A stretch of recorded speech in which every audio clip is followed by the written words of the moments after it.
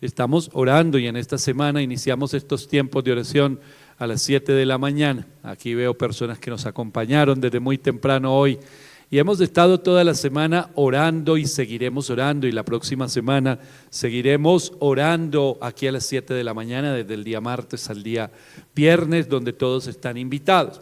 Y la oración, hay diferentes tipos de oración. Anoche terminaba el mensaje con un tema y es la oración desesperada.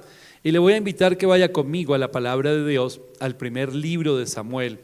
Ese tema que terminábamos anoche es lo que le da título al mensaje de hoy, la oración desesperada. Y en el primer libro de Samuel, en el capítulo 1, el versículo 9 al 11, vemos a Ana, y ahorita vamos a ver un poquito quién era Ana, o el contexto en el que ella vivía, y dice así la palabra de Dios. Una vez después de comer lo que fue ofrecido como sacrificio en Silo, Ana se levantó y fue a orar. El sacerdote Elí estaba sentado en su lugar de costumbre junto a la entrada del tabernáculo. Ana, con una profunda angustia, lloraba amargamente mientras oraba al Señor e hizo el siguiente voto: Oh Señor de los ejércitos celestiales, si miras mi dolor y contestas mi oración y me das un hijo, entonces te lo devolveré. Él será tuyo durante toda su vida y como señal de que fue dedicado al Señor, nunca se le cortará el cabello. Yo estoy leyendo una versión que es Nueva Traducción Viviente. Si hay unas palabras diferentes, usted tranquilo allí en su Biblia, si tiene la versión Reina Valera. Pero aquí vemos la oración desesperada en qué consiste. En una aflicción o tiempo de dificultad, en una situación que puede estar viviendo una persona, una necesidad urgente, y ante esa necesidad urgente nosotros tenemos que, si usted necesita algo urgentemente, lo busca y lo busca para allá.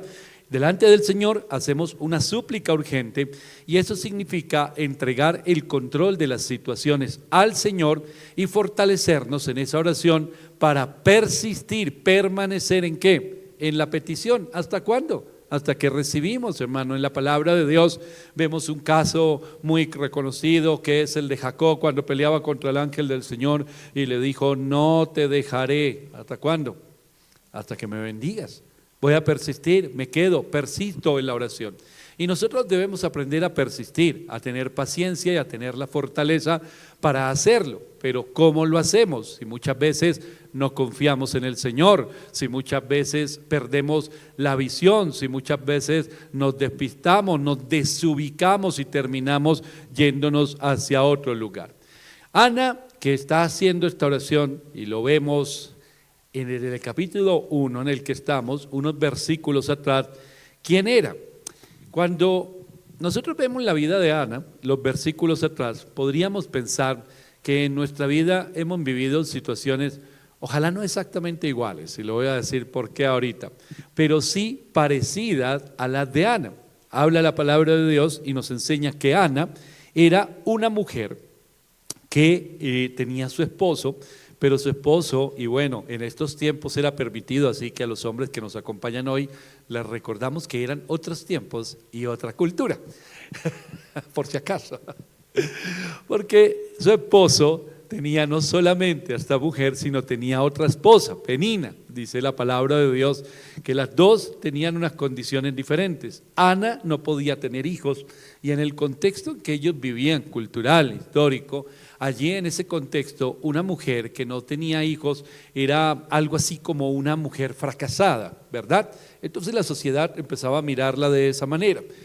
Ana ya vivía en la condición en que su esposo tenía en casa, por eso le digo que ojalá nadie haya vivido o viva una situación parecida, y es que vivía en el mismo lugar, en la misma casa, con otra esposa. Listo, tienes un esposo, pero tienes que compartirlo con otra mujer. Ahora, la otra mujer, Penina, tiene hijos. Yo no puedo tener hijos, me siento como una mujer que fracasada, inútil, que no estoy cumpliendo el propósito para el cual fui creada.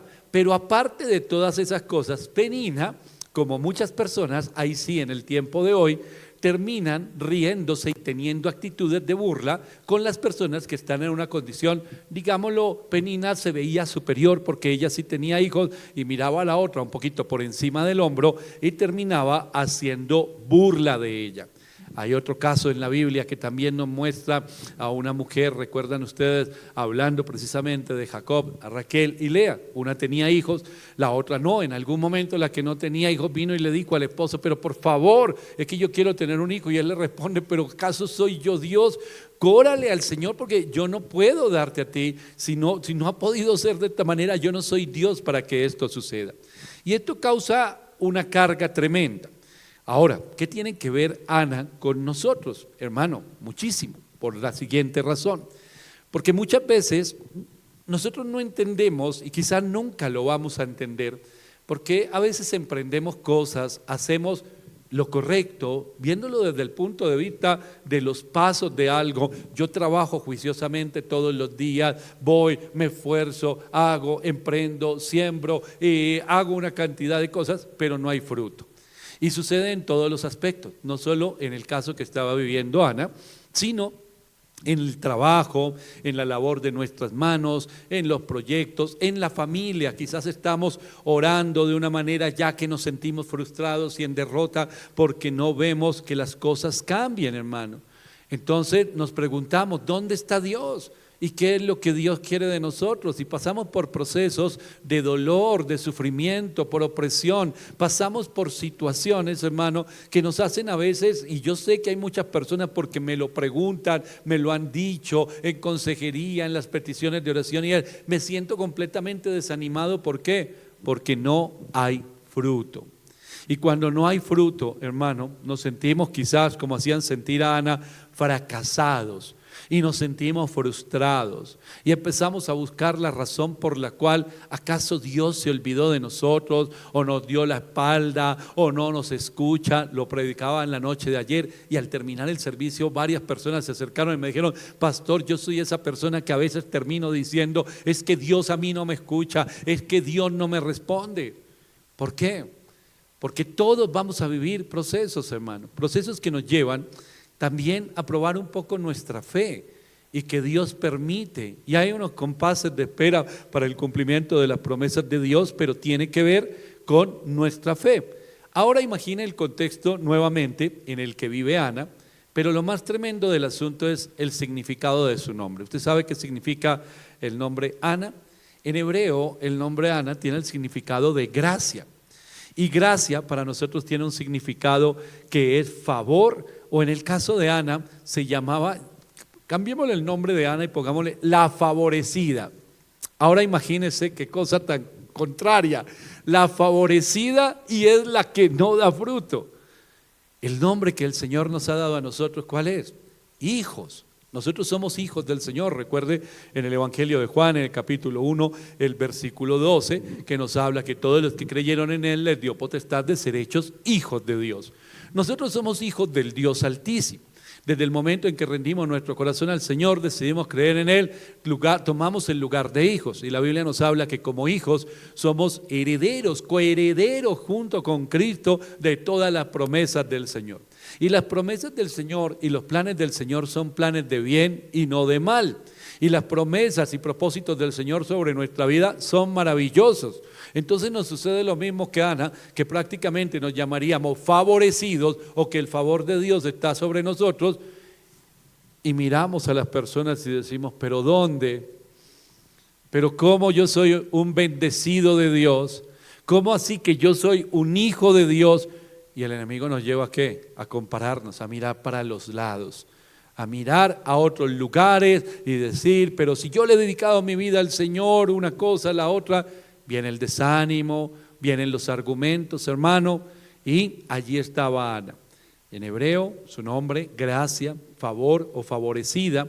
Y tener gracia, tener el favor de Dios o ser favorecido por Dios, significa también una aceptación de buena voluntad, o también la misericordia de Dios. Y podríamos buscarle más significados o sinónimos a estas palabras, hermano. Y entonces decimos: ¿y ahí qué pasó? Porque si Ana, y el nombre en estos tiempos no se ponía a la ligera, tenía un gran significado, podríamos decir: si todo eso significa su nombre, ¿qué es lo que sucede en la vida de esta mujer? Por allí en el libro de Éxodo, en el capítulo 33, en el versículo 17, hay una petición, y orábamos esta mañana sobre esto, hay una petición que hace Moisés y el Señor le responde de manera favorable y le dice, claro que sí, yo responderé favorablemente la petición que tú me haces. ¿Por qué? Porque yo te conozco por tu nombre. Y resulta que el nombre, no se trata del nombre que aparece en nuestra cédula de ciudadanía, Diego Alexander, en mi nombre. El Señor no solo me conoce por ese nombre, sino el nombre que Él me ha dado. Bendecido, soy un bendecido para bendecir, soy un hijo del Dios Altísimo, soy una persona sobre la cual el Señor ha puesto dones y talentos, y el nombre que el Señor me ha dado es muy diferente con el que me conocen las personas o lo que el enemigo ha querido hablarme. Entonces, cuando hablamos en nuestra sociedad, en nuestra cultura, de los sobrenombres, de los populares y conocidos apodos, empieza a mirarse una conducta, una característica de la persona para ponerle ese nombre. Y nosotros somos muy rápidos para eso, y somos muy rápidos para hacer burla, y somos muy rápidos para señalar los defectos o las caídas o las debilidades de otro y entonces ponerlo. Hermano, y eso lo hacemos cotidianamente y lo hacemos en nuestra familia. Por eso muchas veces estamos prácticamente rebautizando a nuestros hijos como inútiles. Oiga, es que usted no sirve para nada, es que usted no sirve para nada, es que usted no sirve para nada, es que usted no sirve para nada. A toda hora. ¿Cuál nombre le puso usted? Inútil, eso, sin fruto, ese es el nombre que usted le está dando. Pero ¿cuál es el nombre que Dios le ha dado? Cuando el Señor tiene una palabra y una promesa sobre la vida de ese hijo.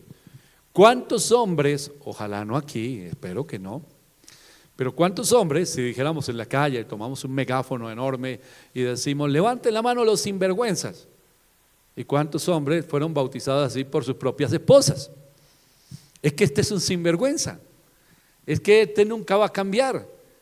Entonces estamos poniendo los nombres que llevan a la persona en que yo me creo o me tomo un lugar de autoridad moral o de autoridad de lo que sea y empiezo a ponerle el nombre al otro. Y así es que vas a ser conocido. Y vicioso, y el malo, y el esto y lo otro. Pero el Señor viene a cambiar nuestro nombre, a cambiarnos, a transformarnos, a restaurar nuestra vida y a cambiar ese nombre con el cual estábamos siendo conocidos en el mundo o que el enemigo quería darnos, y entonces el Señor ahora nos llama hijos restaurados y gente que camina en el propósito de Dios. Ahora, cuando el Señor le dice allí, lo que acabo de contarle en Éxodo 33, 17 a Moisés, le dice, yo te responderé porque yo te conozco por tu nombre. El mundo me podría conocer con un nombre, el que le decía, Diego García, Diego Alexander. En el pasado me conocían con muchos nombres, ¿qué? Las características, lo que la gente veía en mí. Pero el Señor me llamó con otro nombre. Y ese es el nombre con el que Él me conoce, que es el nombre que tiene la característica principal o el camino principal hacia lo que Dios va a cumplir a través nuestro, sobre cómo Dios va a bendecir nuestra vida. Entonces vemos a Ana, gracia, favor o favorecida, aceptada en buena voluntad por el Señor, llena de la misericordia de Dios. Y si hablamos también de sinónimos como la palabra favor o significado de la palabra favor es aprobación, apoyo, agrado, eso es favor. Es decir que todo esto es lo que encerraba a esta mujer. Pero yo le vuelvo a leer cómo estaba. Esta mujer, dice la palabra de Dios en el versículo 10, Ana con una profunda angustia lloraba amargamente mientras oraba al Señor. Todo lo contrario a lo que era su nombre. El enemigo quiere cambiarnos a nosotros el nombre. El enemigo quiere llevarnos a situaciones o condiciones donde nos hace creer, primero que todo, a nosotros mismos. Esta mañana yo decía algo en el devocional. Si hay un llamado de parte de Dios sobre su vida, el primero que debe creer en ese llamado, ¿quién es? Usted mismo, nosotros mismos.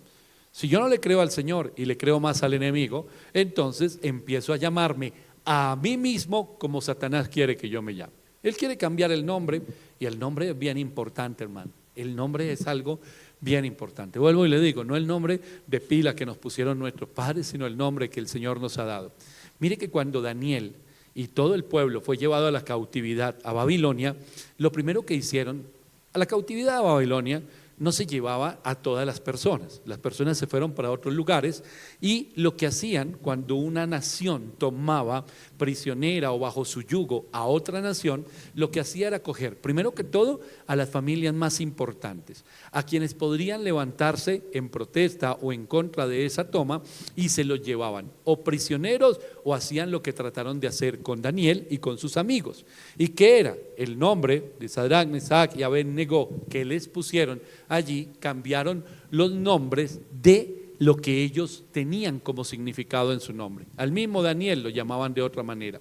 Al cambiar el nombre empiezan a cambiar la visión, porque ese nombre, yo me puedo ver hoy como un bendecido por Dios, como un hijo de Dios, pero si mirara 30 años atrás, yo sería el borracho o el loco o el drogadicto.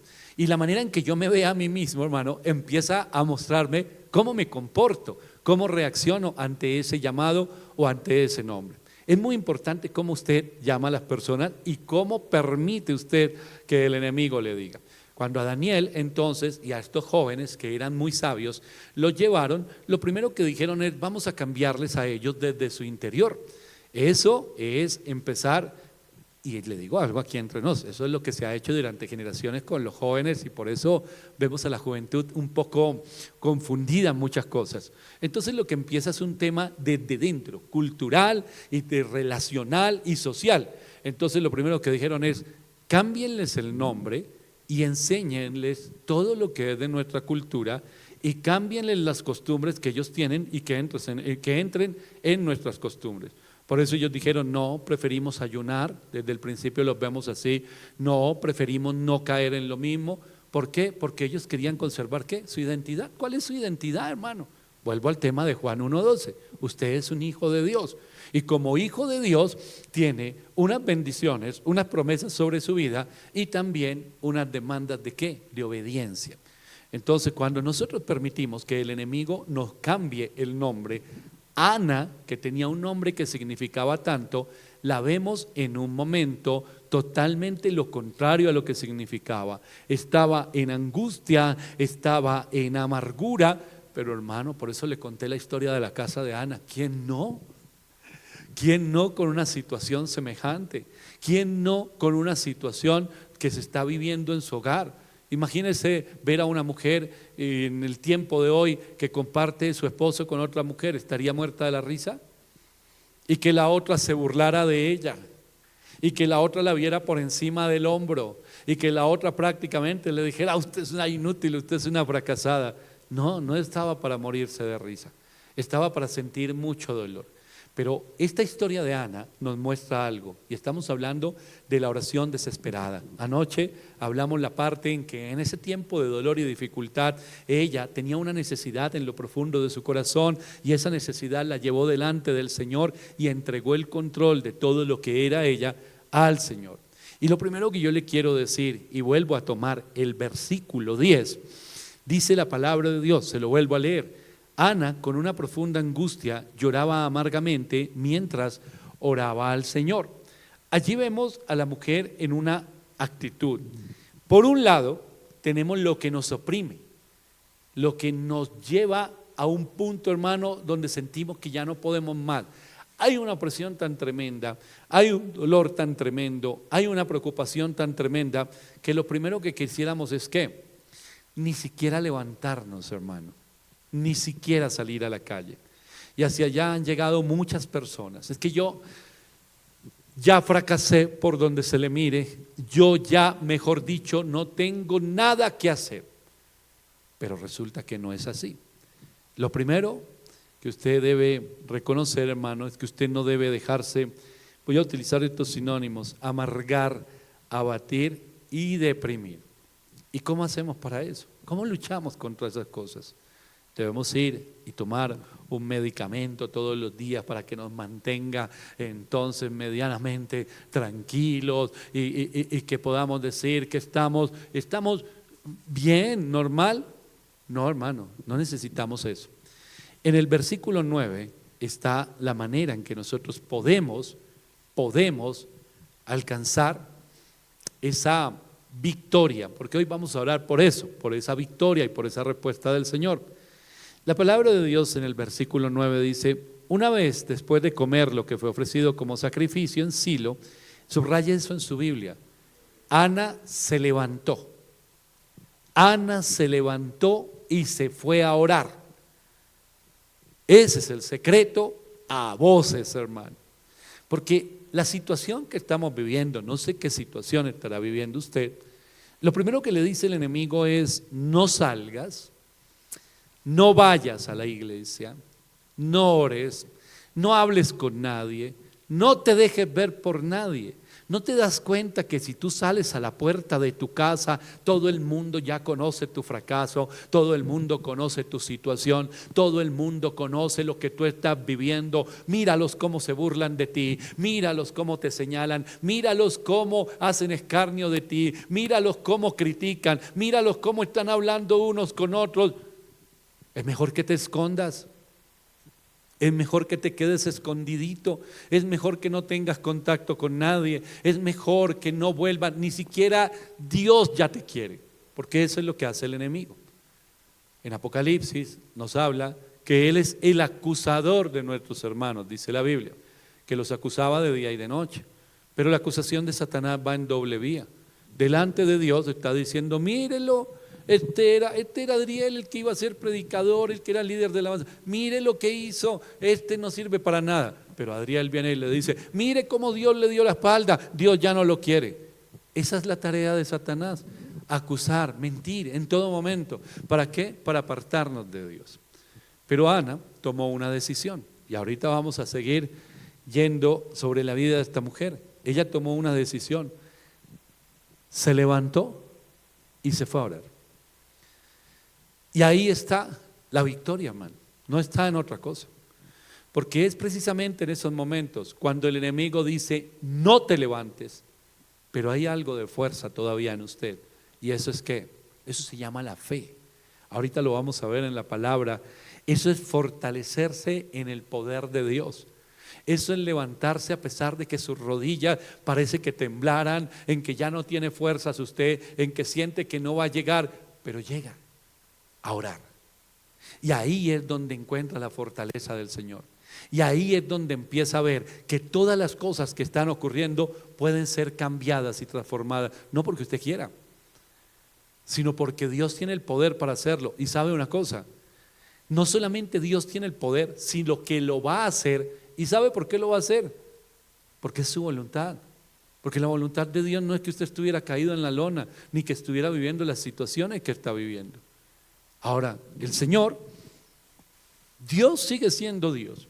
Él está en su trono y Él ve una familia con dos mujeres. Y esa familia con dos mujeres ve como una se burla de la otra. Pero Dios no interviene por la burla. Pero Dios no interviene por lástima. Pero Dios no interviene en el asunto porque le dio pesar en un momento. Dios interviene cuando hay alguien que se acerca con fe. Hermano, nosotros muchas veces nos quedamos simplemente tirados como en la lona diciendo: Dios, y lo decía anoche, y no estoy en contra de la voluntad de Dios. Siempre debemos tener claro que la voluntad de Dios se va a hacer. Pero hermano, la voluntad de Dios, yo le voy a poner un ejemplo. Esta mañana lo decía en el devocional, que cuando veníamos de madrugada con la pastora Liliana, salimos y hay días que no sale y está ya clarito, pero hoy estaba muy oscuro en la madrugada, muy oscuro. Y cuando salimos parecía la mitad de la noche y ya eran las 5 pasadas. Y entonces cuando salimos, yo le dije a ella: ¿te acuerdas cuando íbamos a las 12 de la noche a Todelar a hacer el programa todos los días, de lunes a viernes? Y nos reímos y empezamos a recordar algo que comenzó como una locura, pero que hoy va en la emisora, y digo hoy va porque todavía falta mucho en el nombre de Jesús.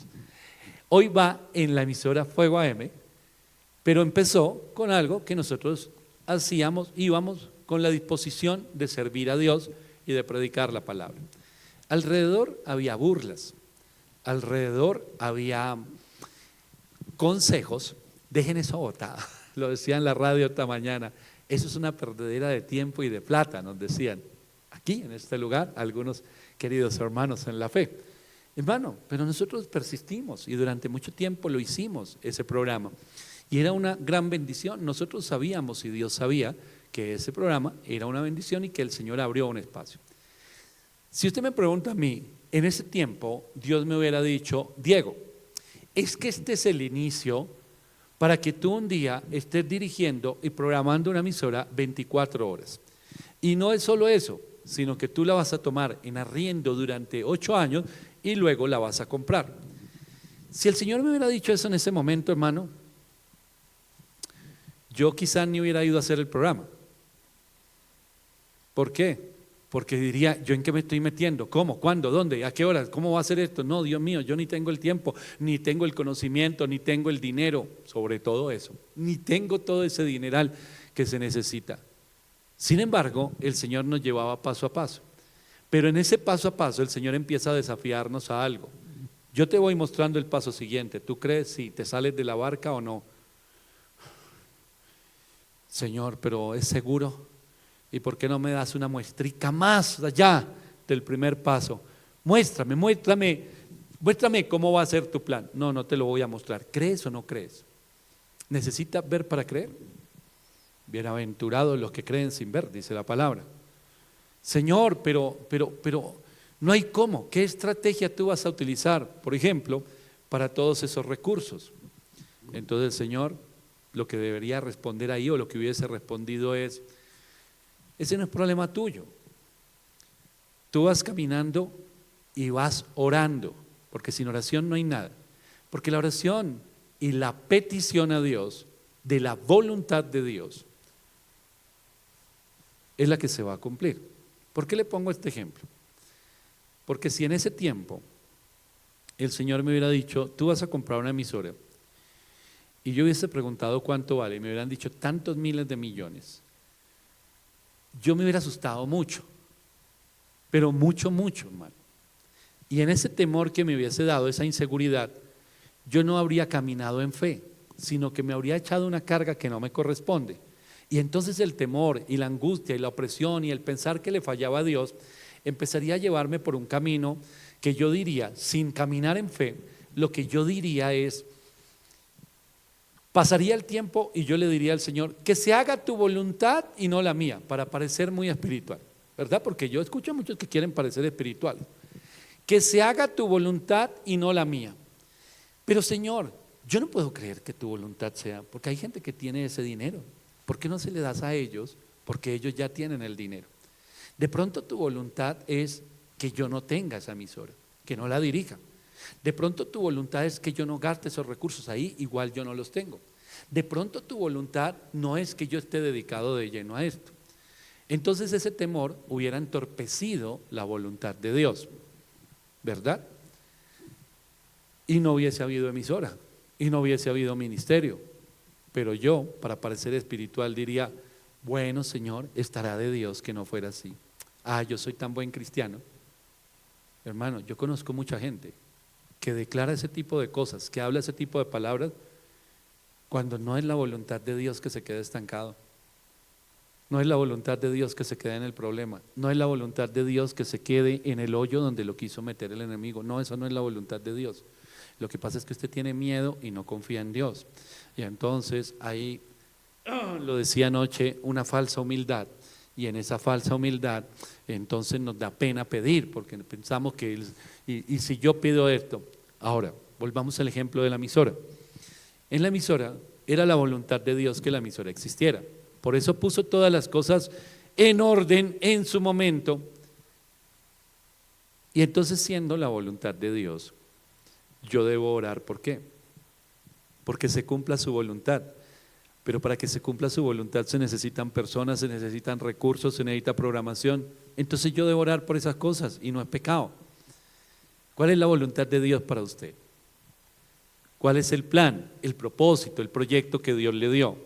Entonces, cuando Dios le ha mostrado cuál es el propósito y el proyecto, no dude y pídale a Dios lo que usted necesita. No caiga en la falsa humildad de orar, lo decía anoche también en la predicación, de orar tímidamente. Los murmullos que ni alcanzan al techo, hermano. Ah, pero yo no necesito abrir mi boca para que Dios sepa lo que yo le estoy pidiendo. Claro, pero denota que en usted hay temor, que hay una atadura de temor, que usted en realidad no está pidiendo algo específico con poder y con autoridad, que usted se acostumbró de pronto a la situación o a la circunstancia. Ana habría podido decir: Señor, yo vengo a orar para que no le dé más hijos a la otra y que se acabe esto. O vengo a orar para que se la lleve, o vengo a orar para que ella deje de burlarse de mí. No, ella se levantó a orar. Hermano, no sé cuántos están escuchando este mensaje o aquí que estén viviendo situaciones donde el enemigo quiso traer la depresión y la opresión más grande que usted ha sentido en su vida. ¿Cómo puede enfrentar eso? Se levantó y fue a orar. Pero ahora vamos a ver cuando se levantó, porque apenas se levantó a ir a orar, hermano. Pero cuando unas personas se levantan es porque vienen acciones. Yo le voy a hablar de 4 de ellas. Y la primera la vemos desde el versículo 3, dice la palabra de Dios, capítulo 1, versículo 3. Cada año Elcana viajaba a la ciudad de Silo para adorar al Señor de los ejércitos celestiales y ofrecerle sacrificios en el tabernáculo. Los sacerdotes del Señor en ese tiempo eran 2 hijos de Elí, Ofni y Finés. Más adelante dice el versículo 6, de manera que Penina se mofaba y se reía de Ana porque el Señor no le había permitido tener hijos. Año tras año sucedía lo mismo. Penina se burlaba de Ana mientras iban al tabernáculo. En cada ocasión Ana terminaba llorando y ni siquiera quería comer. Hermano, el primer paso después de levantarse es: no desista, no retroceda. La Biblia nos habla mucho de esto, hermano. Nosotros no somos de los que retroceden para perdición. Anoche el mensaje que compartí se llama una sola vía, no hay regreso, no puede devolverse. Si usted empezó a caminar con el Señor, no desista. Dice la palabra de Dios que cada año, año tras año, iban al templo. Año tras año, la otra se burlaba. Año tras año, Ana tenía el dolor en su corazón. Año tras año, ella lloraba. Pero no dice, y a los 2 años ella dejó de ir.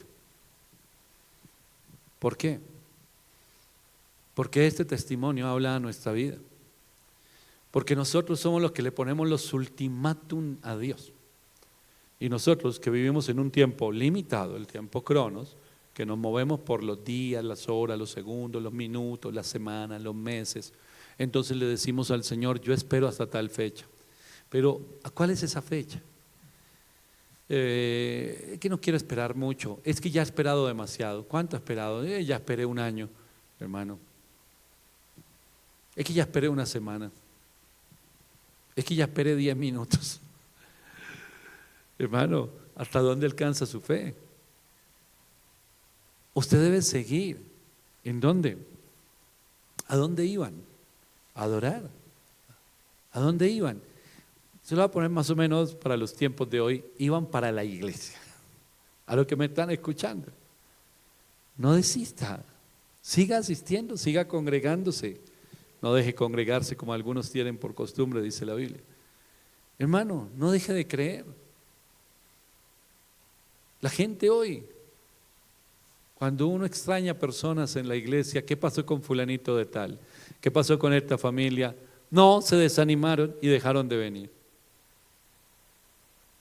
¿Qué sucedió ahí? Le ganó el enemigo. Le ganó el enemigo. Le ganó una batalla. La guerra no se la puede ganar porque Cristo fue el que venció en la cruz del Calvario. Pero le ganó la batalla a una familia. Cuando ya no quiero orar, cuando ya no quiero asistir a la iglesia, cuando ya no quiero servir, cuando ya no quiero nada, no, es que estoy deprimido. Le voy a decir algo, hermano. Puede sonar un poco duro y las personas dirán: no, ese pastor Diego no tiene corazón, dice que casa de amor. Me lo han dicho. Hermano, cuando alguien está pasando por situaciones, y yo conozco lo que es la depresión no es una tristeza momentánea. La depresión es un tema que ata las vidas. Y cuando hay personas que tienen esa tristeza profunda durante años, solo hay una manera de fortalecerse y es en la presencia del Señor. Digamos que viene mi hermana y me habla de la depresión, de la tristeza que siente.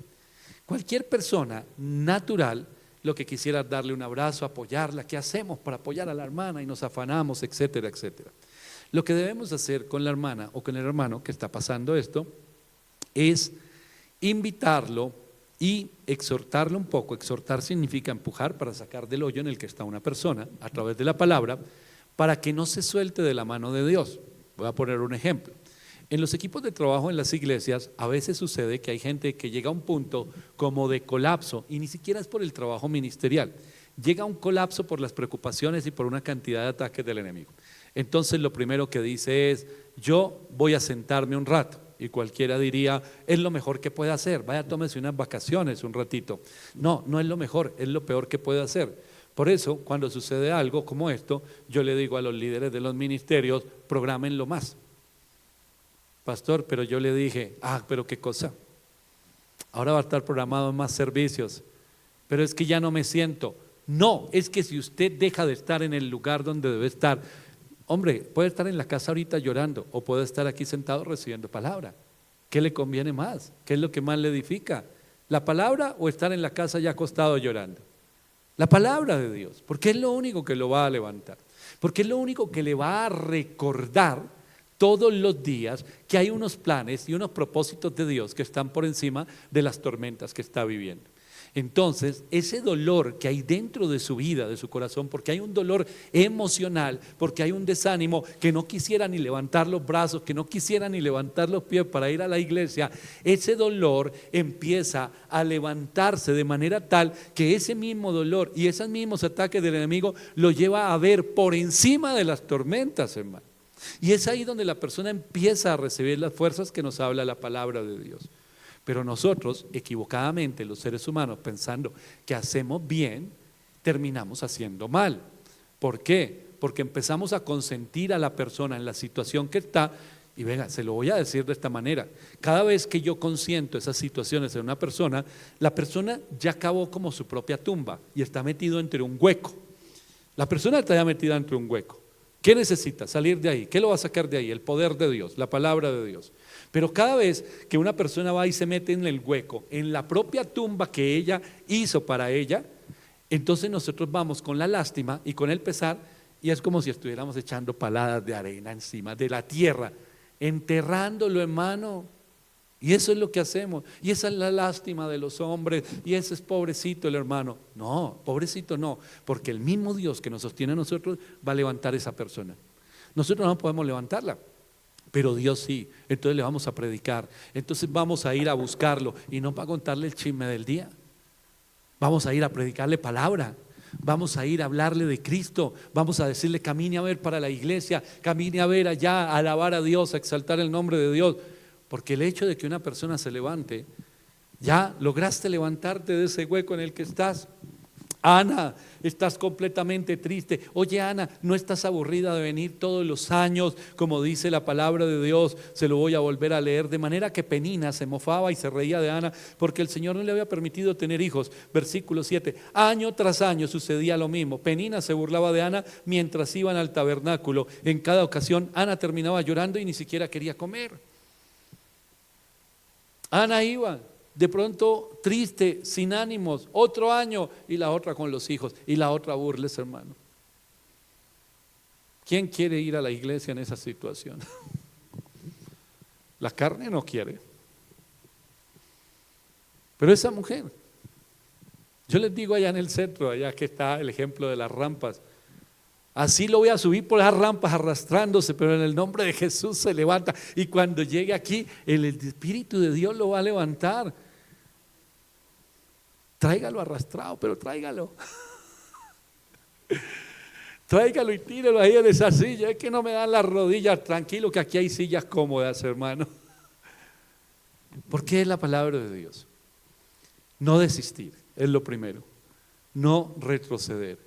Puede que usted esté orando. ¿Cuánto hace que está orando por la situación en la que está? No, pues pastor, una semana, un mes, 2 meses, 6 meses, un año. Nunca me imaginé que me pasara esto. Ya me siento con el agua al cuello. Tranquilo, que aunque pases por las aguas no te ahogarás. El agua genera una presión sobre el cuerpo. Usted está entre el agua y se siente como que algo lo está apretando, pero no se va a ahogar. ¿Por qué? Porque Dios está con usted. ¿Y qué debe hacer? ¿Por qué debo ir a la iglesia? ¿Por qué debo ir a orar? ¿Por qué debo reunirme con gente de fe? Efesios 6:10 dice, una palabra final: sean fuertes en el Señor y en su gran poder. ¿En dónde? En el Señor y en su gran poder. ¿Cómo voy a ser fuerte? En el Señor y en su gran poder. ¿Cómo me voy a fortalecer? Es que me pasó de todo. En el Señor y en su gran poder. Es que se me va a desbaratar el matrimonio. En el Señor y en su gran poder. Es que la economía. En el Señor y en su gran poder. Entonces, mi hermano, no desista. El segundo punto lo vemos en el versículo 7 y en el versículo 8. En la parte final del versículo 7 dice, en cada ocasión Ana terminaba llorando y ni siquiera quería comer. ¿Por qué lloras, Ana?, le preguntaba el Elcana. ¿Por qué no comes? ¿Por qué estás desanimada? ¿Solo por no tener hijos? ¿Me tienes a mí? ¿Acaso no es mejor que tener 10 hijos? Bueno, la respuesta de muchos esposos hoy: si me tiene a mí, ¿para qué más? Pero la mujer tenía el profundo deseo en su corazón. Ese no comer nos muestra dos cosas. Ahora, Ana sabía lo que hacía, hermano. Ana no es la pobrecita de la historia. El hecho de que ella persistiera es que ella tenía claro los pasos que debía dar después de levantarse para ir a orar. Y entonces Ana venía, y esa falta de comer era muy diferente a cuando Elías entró a la cueva y no quería comer. Y entonces el Señor le traía comida. O era muy diferente por allí en Hechos 27, cuando había ese gran viento que azotaba la embarcación y los que estaban allí no querían comer. Y sale el apóstol Pablo y les pregunta en medio de semejante situación y les dice: oigan, ¿y ustedes por qué no han comido? Y los otros preocupados, angustiados, oprimidos: ¿quién va a pensar en comida en este momento? Oye, Elías, come. No, yo lo que menos tengo es hambre, porque la depresión trae eso. Ya la persona no quiere comer, pierde el apetito, se empieza a abandonar a sí misma. Pero allí en Elías, y en el caso de Hechos 27, el Señor manda un mensaje claro y es: come y fortalécete. Pero en el caso de Ana no, porque la falta de comer de ella no era solamente la tristeza que tenía, sino que ella sabía ante quién iba. Y sabe cuando ella iba ante quién iba, que es el segundo tema, es ella iba en ayuno. Ella estaba ayunando. Entonces debemos empezar a ayunar, y ese ayunar es rendir nuestra carne. ¿Por qué? Porque hay un momento, lo voy a poner en este punto. Digamos que el enemigo trae un ataque sobre mi vida. Entonces el enemigo trae ese ataque y lo voy a pintar gráficamente. Es como si el enemigo me cogiera del cuello con unas dos manos fuertes y poderosas y me estuviera asfixiando y me está sacudiendo. Ríndete, renuncia, estás desanimado, estás muerto. Y el enemigo está haciendo eso. Entonces yo tengo dos opciones: me rindo delante del enemigo por esa asfixia que estoy sintiendo, o me humillo delante de Dios. Ese humillarse delante de Dios es que el enemigo está hablando ¿a qué? A la carne. Y yo la debilito para no prestar atención al enemigo, y me humillo delante de Dios para recibir la palabra de Él. Hermano, el ayuno, podríamos hacer tantos mensajes sobre el tema del ayuno. El ayuno no es la costumbre, es que en la iglesia acostumbran a ayunar los sábados. Usted puede venir un sábado de ayuno y puede que no haya ayunado, o puede ayunar un lunes, pero que usted esté metido con Dios entendiendo: voy a humillar mi carne, porque el enemigo quiere asfixiarme y yo no me voy a dejar asfixiar por el enemigo. Entonces esa carne que está sintiendo tantísimo todo lo que está haciendo el enemigo debe ser debilitada a lo máximo. Porque si yo sigo fortaleciendo la carne, la cual el enemigo está zarandeando, voy a terminar haciéndole caso, y ese no es el propósito de Dios. Entonces vamos a debilitar esta carne, me voy a humillar delante de Dios en ayuno, porque lo estoy buscando en humildad, humillado delante de Él, no delante del enemigo. No me humillo delante del enemigo, sino delante de Dios. Lo segundo que hizo ella entonces fue ayunar. Y vemos lo tercero en el versículo 9 y 10 que lo leímos al comienzo de este mensaje. Dice: una vez después de comer lo que fue ofrecido como sacrificio en Silo, Ana se levantó y se fue a orar. El sacerdote Elí estaba sentado en su lugar de costumbre junto a la entrada del tabernáculo. Ana, con una profunda angustia, lloraba amargamente mientras oraba al Señor. Ahí hay también otras connotaciones. Estoy leyendo en una traducción viviente por eso, hermano, que es un poquito más claro. Y lo siguiente, el tercer paso tiene que ver con la adoración. A veces pensamos que la adoración y la alabanza a Dios son unos géneros musicales que conocemos muy bien dentro de la iglesia. Entonces digo, voy a adorar. ¿Y cuando voy a adorar, qué hago? Pues voy, prendo fuego a M y me pongo a cantar las canciones y a adorar. No, yo adoro de muchas maneras. Yo adoro con obediencia. Un ejemplo clarísimo de adoración, quizás uno de los mayores, el mayor en la Biblia, muestra de adoración es cuando Jesús, orando al Padre, le dice: si es posible, pasa de mí esta copa, pero no se haga mi voluntad, sino la tuya. Esa es la mayor muestra de adoración en la palabra de Dios, la obediencia. Dice la palabra de Dios que cuando iba Abraham allí al monte a sacrificar a su hijo, él le dijo a sus criados: voy con el muchacho a adorar. La adoración tiene que ver con la obediencia, con el sacrificio. Lo que estaba haciendo Ana, y aquí no había un grupo de alabanza, ni había las canciones que conocemos hoy tan hermosas, pero lo que estaba haciendo Ana al derramar su corazón delante del Señor era ofreciéndose ella misma en adoración. Al llorar, al derramar nuestro corazón delante del Señor, estamos adorando. Y ahí es cuando esa profunda tristeza que nos ha embargado empieza a levantarse, empieza esa opresión que nos quiere tener ahí como pegados al piso, empieza a ceder cuando estamos haciendo eso y empezamos a levantarnos por encima de la profunda tristeza, por encima del profundo dolor, por encima de la circunstancia, de la situación que estamos viviendo, y entonces es cuando respiramos. Hay algo que me ha dado nuevas fuerzas. ¿Qué? ¿Pero qué estaba haciendo usted? Si estaba ya tirado en el piso llorando. No estaba llorando, o sí estaba llorando, pero en realidad lo que estaba era adorando al Señor. Hermano, ¿qué hace usted cuando el enemigo se le viene con todo? Recuerde que es una oración desesperada. Tiempo de dificultad, una necesidad urgente, una súplica urgente y entregar el control a Dios. Esos son los pasitos de la oración desesperada. Si la situación es apremiante, se lo decía anoche a los hermanos, los que somos padres, a veces recibimos unas noticias de la vida de nuestros hijos que es como un golpe aquí en la boca del estómago que nos deja sin aliento. A veces vienen situaciones en la relación de pareja que sentimos como si nos hubieran dado en la mitad del corazón, me va a morir. Y las vivimos. Y hacen parte de lo que vivimos en el mundo, hermano, porque el enemigo utiliza personas, el enemigo envuelve, el enemigo miente para que nosotros nos desanimemos y nos apartemos de Dios. Y todos vivimos eso, hermano. Usted ha vivido una profunda tristeza, yo lo he vivido. Y lo he vivido ya siendo predicador y siendo pastor. Y la traición de las personas que están alrededor de uno es algo doloroso. Y se vive una profunda tristeza y siente uno como que se escurre, como entre un hueco, hermano. Y las noticias que le digo de los hijos, yo las he vivido. Y las he vivido en 2, 3, 4 oportunidades de mi vida que hasta las piernas no me funcionan y caigo de rodillas. Y siento como si el enemigo me hubiera dado un golpe y digo, me noqueó. Se lo cuento, hermano, yo lo he vivido y sé que usted lo ha vivido.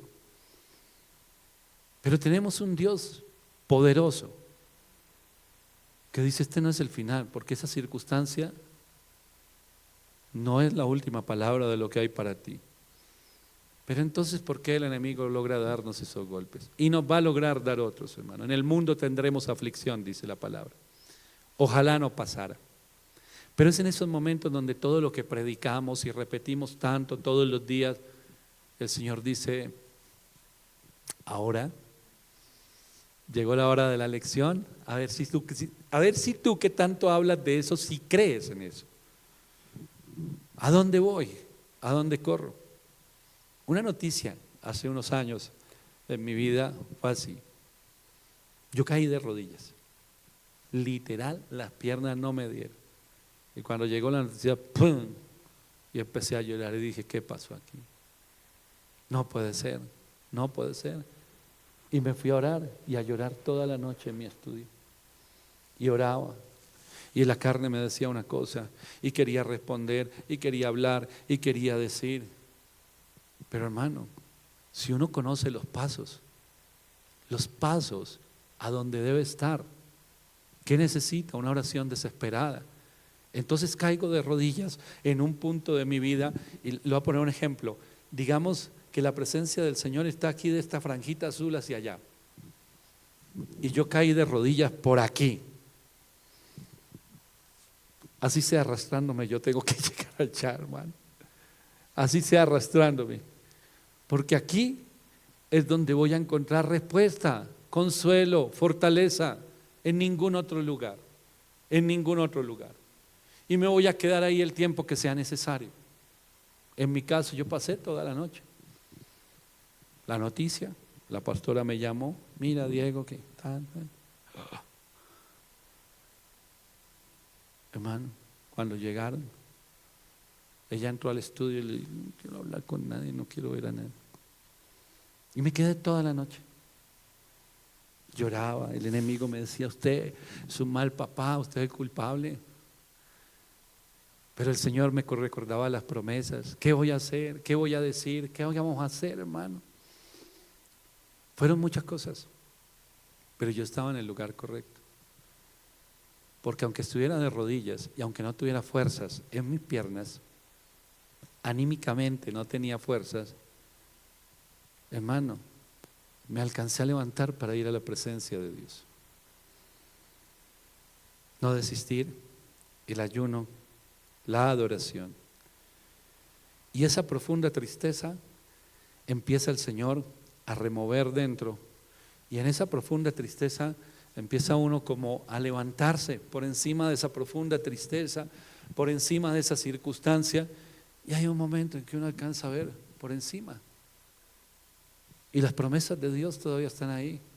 Que las nubes están oscuras, sí. Que la tormenta está arreciando, sí. Que el viento parece que fuera a destruirle su embarcación, sí. Pero por encima usted alcanza a ver que Dios sigue estando ahí, que el Señor sigue estando y que mientras Él esté hay fortaleza, hay una esperanza, hermano. Porque la vida no se ha terminado. Porque es un nuevo comienzo, es una nueva etapa de nuestra vida. Pero ¿qué debo hacer? Una oración donde yo necesito la intervención del poder de Dios. Porque las circunstancias son difíciles, listo. Porque quisiéramos ver que las circunstancias y las situaciones cambian, listo. Pero lo primero que debo ver o vivir es que esa oración desesperada lleva a que el Señor me levante. Porque no me dan las piernas, porque no me da el corazón, porque no me dan los brazos, porque no me da el ánimo, porque no me da. Pero el Señor nos levanta. Y cuando el Señor nos levanta viene la respuesta. Porque yo puedo estar orando, derramo mi corazón, no voy a retroceder, Señor, entro en ayuno, entro en adoración y vuelvo al versículo 10. En el versículo 10 dice que lloraba mientras oraba. El cuarto paso, no desistir, el primero, el ayuno el segundo, la adoración el tercero, y el cuarto paso, ore, ore y ore y ore y ore y ore y ore. No hay nada como la oración, hermano. La oración transforma, la oración fortalece, la oración nos enseña, la oración nos guía. En la palabra de Dios, en la carta a los Filipenses, dice lo siguiente en el capítulo 4, el versículo 6. No se preocupen por nada, en cambio, oren por todo. Díganle a Dios lo que necesitan y denle gracias por todo lo que Él ha hecho. No se preocupen por nada y en cambio, oren por todo. Cuando nosotros estamos orando, por allá el versículo 12, dice, mientras Ana oraba al Señor, Elí la observaba y la veía mover los labios, pero como no oía ningún sonido, pensó que estaba ebria. Hermano, yo puedo orar en voz alta, puedo levantar mi voz, puedo declarar en fe las promesas que el Señor ha dado, puedo repetir las promesas de Dios, puedo hacer tantas cosas, pero lo más importante, hermano, es que en la oración, esa noche yo estaba, lo que me sucedió a mí, yo estaba en mi estudio orando totalmente quebrantado, llorando, preguntándole al Señor, pidiéndole tantas cosas. Allí no había nadie más, estábamos solo Dios y yo. Nadie pudo oír lo que yo decía, solamente el Señor. Nadie estaba oyendo lo que decía Ana.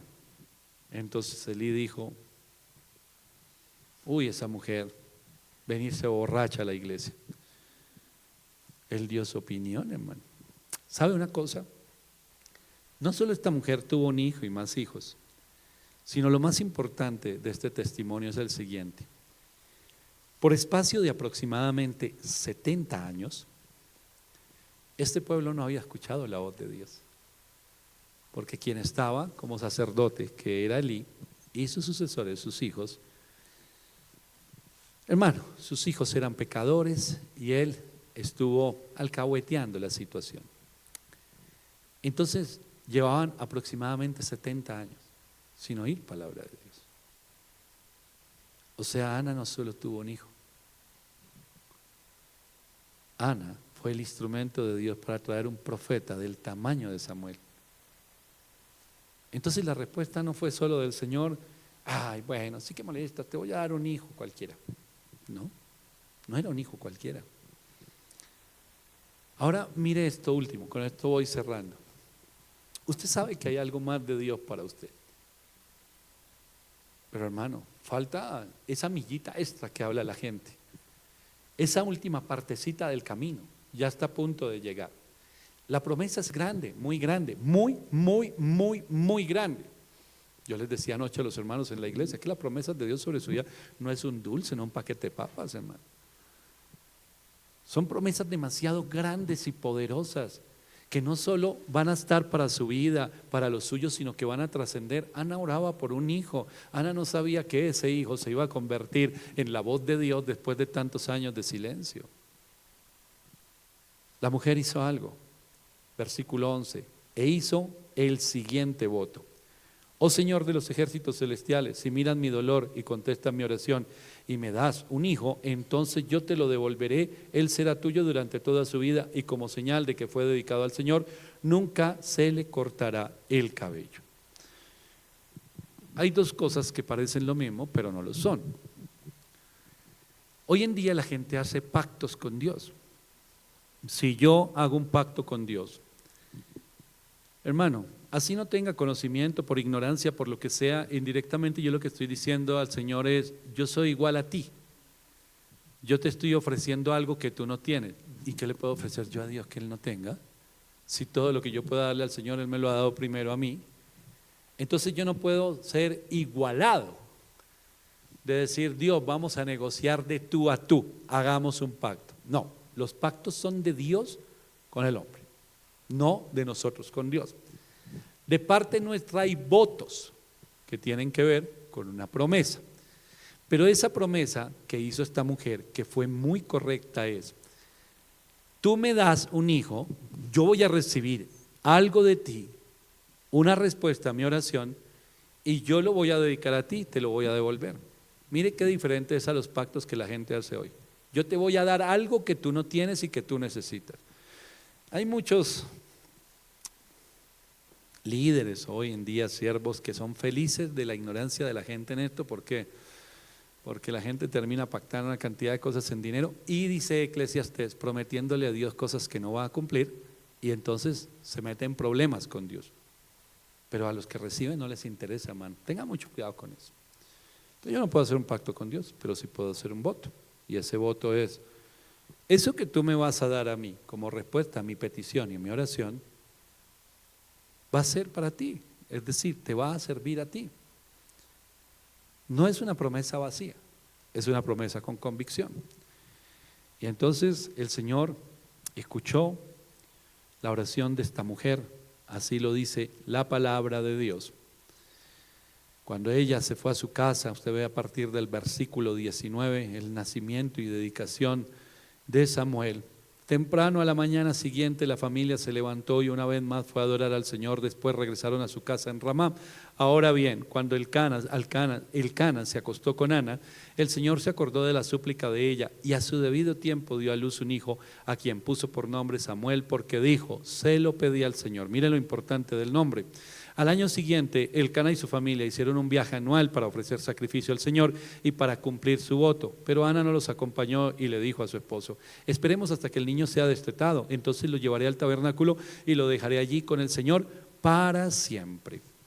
Yo voy a cumplir el voto que hice con el Señor, demos el tiempo preciso y lo voy a hacer. Pero hoy tengo la plenitud de ser una mujer que recibió la bendición de Dios, que esa tristeza que había fue cambiada en gozo y que ahora ese hijo no iba a ser cualquier hijo. Ahora hasta ese momento era un bebé, hermano, ella todavía no sabía lo que iba a hacer Dios a través de la vida de Samuel. Hermano, las bendiciones más grandes de su vida todavía están por venir.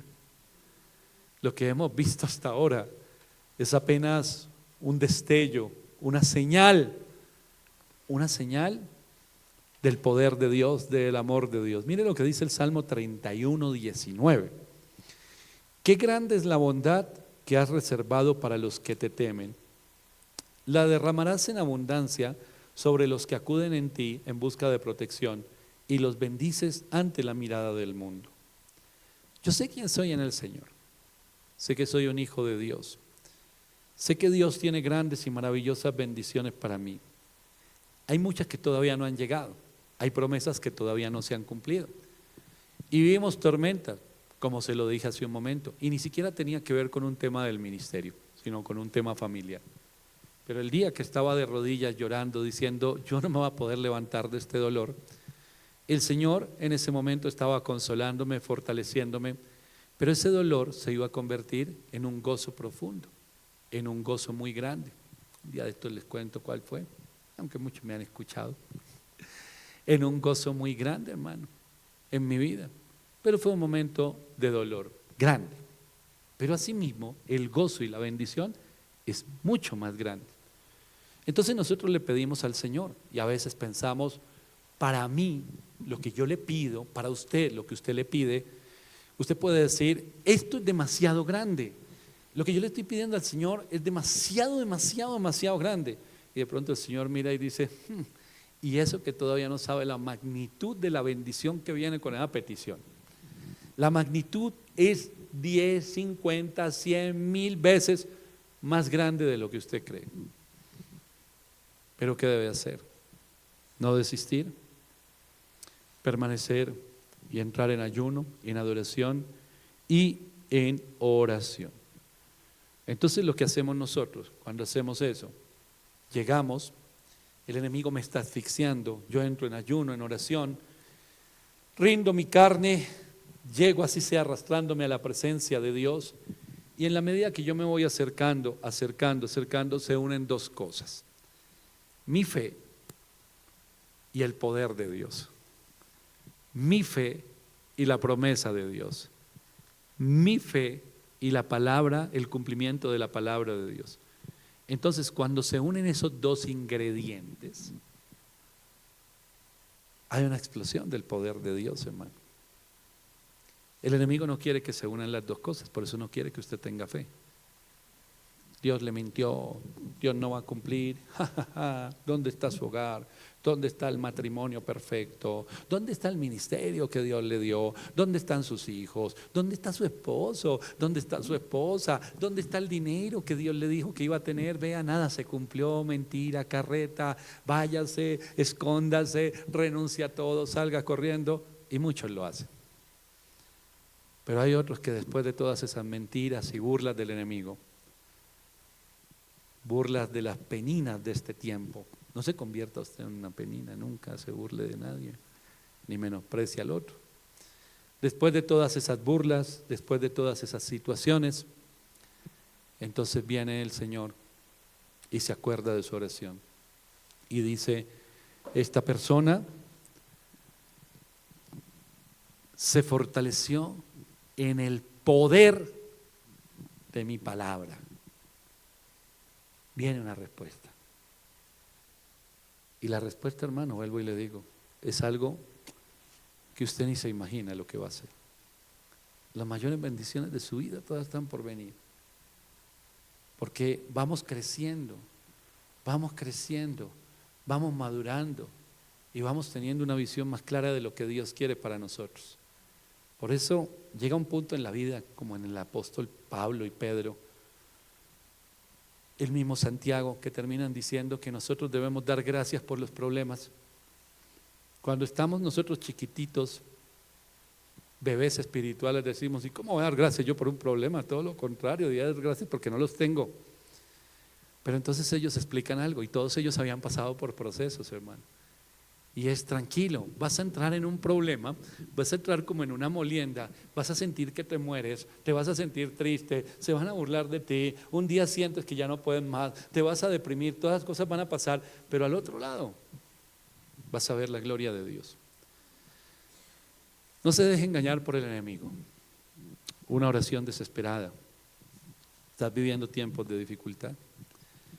Quizás tienes una tristeza muy profunda, una necesidad urgente. Bueno, la súplica y la oración es urgente. Entrégale el control a Dios. Entrégale el control a Dios. El nombre de Ana, se lo vuelvo a decir: gracia, favor, favorecida, aceptación de buena voluntad, misericordia de Dios. Significado de la palabra favor: aprobación, apoyo, agrado a algo o a alguien. No se equivocaron en ponerle el nombre, hermano, aunque pasó unos años de tristeza y de dolor. Todo lo que significaba su nombre se cumplió. El favor de Dios estuvo, la bendición de Dios estuvo, y qué gran bendición fue para toda una nación su hijo. Yo le invito a que se ponga de pie y vamos a orar. Una palabra, una frase que repite mucho mi pastor Ramón Babilonia: los mejores días de tu vida están por venir. Y aquí nos decía todo, siempre que predicaba, con ese fuego en su corazón, venía y oraba: hermano Diego, hermano fulano, hermano, los mejores días de tu vida están por venir. Y a veces uno decía: pero ¿cómo así? Si siento que no va a haber más días, si siento que los problemas están muy fuertes, si siento que la tormenta no disminuye. Pero hoy le puedo decir, después de años, que sí, que a pesar de los problemas, que a pesar del dolor, que a pesar de la tristeza de algunos momentos, sí he visto que han venido mejores días y todavía quedan mejores por venir. Porque cada día que pasa, somos hombres y mujeres diferentes, maduros en la fe, maduros en la fe. Y eso es lo que el Señor quiere, que crezcamos en la fe. Padre Celestial, en el nombre de Jesús, yo te doy gracias, amado Señor, por tu palabra. Te doy gracias, amado Señor, porque tú estás obrando, Señor, tu buena, agradable y perfecta voluntad. Sé que en este lugar hay personas que, como Ana, de pronto se preguntan: ¿dónde es que está tu bendición, Señor? ¿Qué es lo que pasó? Esto no me lo esperaba. Y ahí está el enemigo señalando, burlándose. Ahí está el enemigo señalando. ¿Dónde están tus bendiciones de las que tanto hablabas? Y sentimos tristeza. Y lloramos amargamente. Pero no desistimos de buscarte, Señor. Aquí estamos. Sopla, Espíritu Santo. Llénala, Señor, en el poderoso nombre de Jesús. En el poderoso nombre de Jesús.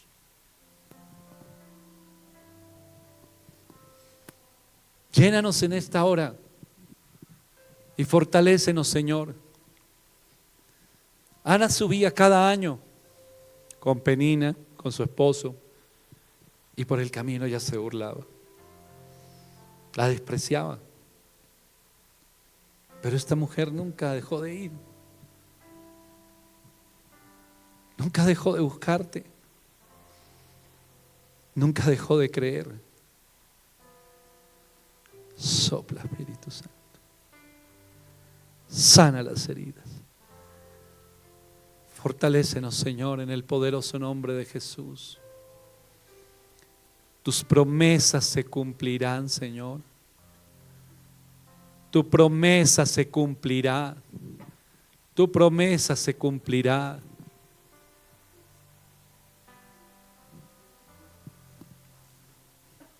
No desistimos, te buscamos, a veces sin fuerzas. Nos arrastramos, Señor, a tu presencia. A veces sin fuerzas, pero no nos dejamos vencer por la mentira del enemigo. Y cuando sentimos que el enemigo nos asfixia,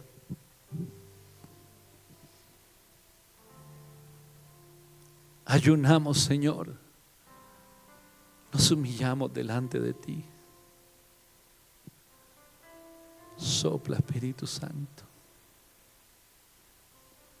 porque tú vas a responder con poder, Señor, la oración de tu hija. Una oración desesperada. Una oración desesperada. Un milagro, Señor, tú vas a hacer. Un milagro, un milagro. Sopla, Espíritu de Dios.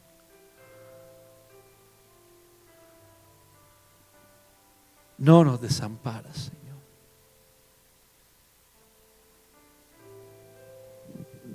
No nos desamparas. Permanecer en tu presencia, en tus caminos, nos acerca al cumplimiento de la promesa. Ella pidió un hijo y tú le diste un profeta como Samuel. Tú sabes que le vas a dar a tu hijo, Señor, en el nombre de Jesús.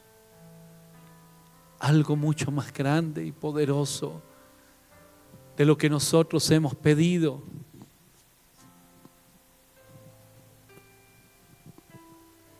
En el nombre poderoso de Jesús. Nuevas fuerzas para aquel que no tiene ninguna, dice la palabra de Dios. Y el Señor conoce.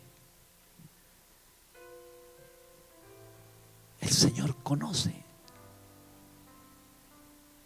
la situación que está ocurriendo.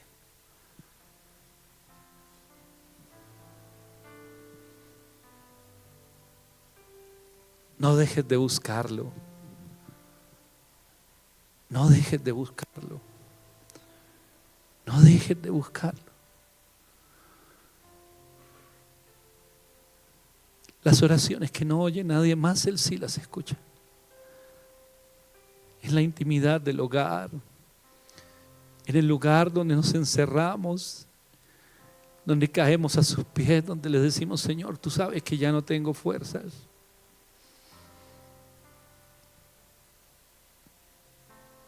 Pero Él nos recuerda nuestro nombre. Tú eres bendecida para bendecir, eres una bendición. Él no nos desampara, nunca lo va a hacer. Nunca lo va a hacer. Oraciones desesperadas por milagros. Por milagros. Sopla, Espíritu Santo. Llénala de tu presencia.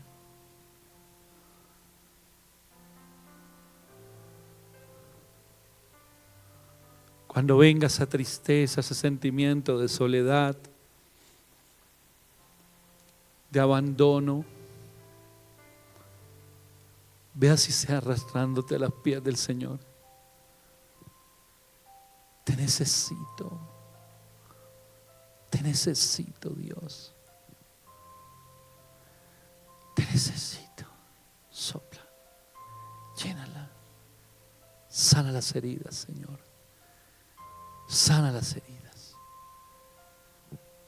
Como Ana, quizás vivimos el rechazo. Como Ana, quizás vivimos la burla. Como Ana, vivimos la situación. Pero igual como Ana te buscamos. Sopla, Espíritu de Dios. Llénala. Llénala. Sana las heridas. Sana las heridas. En el nombre de Jesús. En el nombre de Jesús. En el nombre poderoso de Jesús. Hay más de ti, Señor, hay más de ti. Hay mucho más de ti. Hay mucho más de ti, Señor. Yo te doy gracias, Señor, por lo que estás haciendo. Te doy gracias, amado Señor, por permitirnos estar aquí en esta mañana. Para quienes están viendo este mensaje, escuchándolo, dale gracias a Dios allí donde tú estás. Porque igual que el Espíritu de Dios está obrando en este lugar, igual está obrando allí donde tú te encuentras. Acércate a Él, ya sabes los pasos. Levántate. No desistas. Ve a la casa de Dios, ve a la oración, ve a la presencia del Señor. Empieza a orar, a ayunar, a adorar a Dios. Y Él te va a guiar en esta hora, en tu oración. Y te va a decir qué es lo que falta, o te va a decir qué es lo que se opone. Pero eso te lo va a revelar a ti, en intimidad. Fluye, Espíritu Santo. Hoy queremos unirnos contigo, Señor. Nuestra fe que se una con tu palabra, para ver milagros, para ver esa bendición y esa respuesta. Porque eso es lo que viene ahora, una respuesta de parte de ti. No nos dejas, no nos desamparas, no nos sueltas. En el nombre poderoso de Jesús yo te doy gracias por tu palabra, por lo que nos estás enseñando a través de tu palabra, y porque cada día aprendemos y crecemos en ti. Aprendemos a orar como conviene, a orar con autoridad, a orar con libertad, a orar con poder. Gracias, Señor, en el poderoso nombre de Jesús. Amén y amén. Aleluya.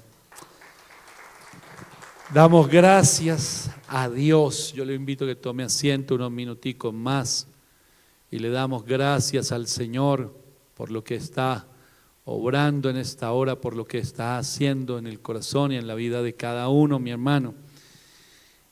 Y mañana vamos a tener la parte final de esta enseñanza del poder de la oración en el centro.